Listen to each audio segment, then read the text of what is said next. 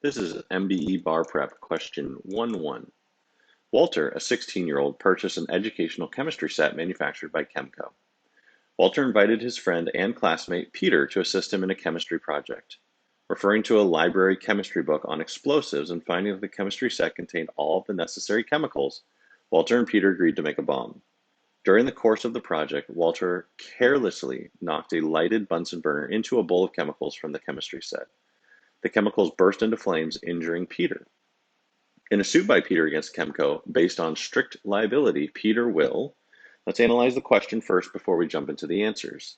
In this case, Walter and Peter took an educational chemistry set and read a library chemistry book on explosives and found out they could make a bomb and then decided to do so.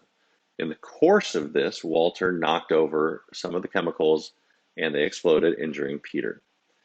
So in a case of strict liability against Chemco, Peter will A, prevail if the chemistry set did not contain a warning that its contents could be combined to form dangerous explosives.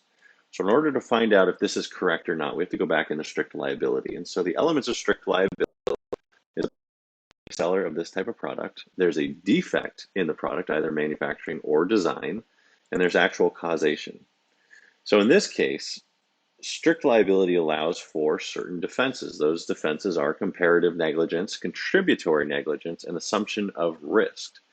There's also a caveat that disclaimers and waivers are not a valid defense. So in this case, if the chemistry set did not contain a warning, that's irrelevant. That doesn't matter. It's not a defense.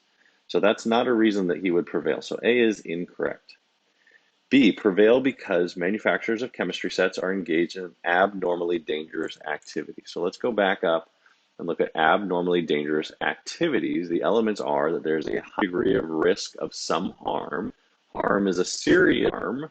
Risk cannot be eliminated with reasonable care. Activity not common community. Activity is not appropriate for a place where it is carried out, and the danger outweighs the value to the community. So it's arguable that it is or is not a dangerous activity. I would say it is not. It doesn't fit the elements. The third restatement adds that the activity creates a foreseeable and highly significant risk of physical harm. Even reasonable care is exercised by all actors, and the activity is not one of common usage in the community. Clearly, that is not the case here. An educational chemistry set is not highly dangerous. In fact, generally these things come with instructions, and it doesn't seem like you would prevail on that argument. In fact, it doesn't seem like you would prevail at all. So let's move on to answer C. Peter will not prevail because Walter's negligence was the cause, in fact, of Peter's injury.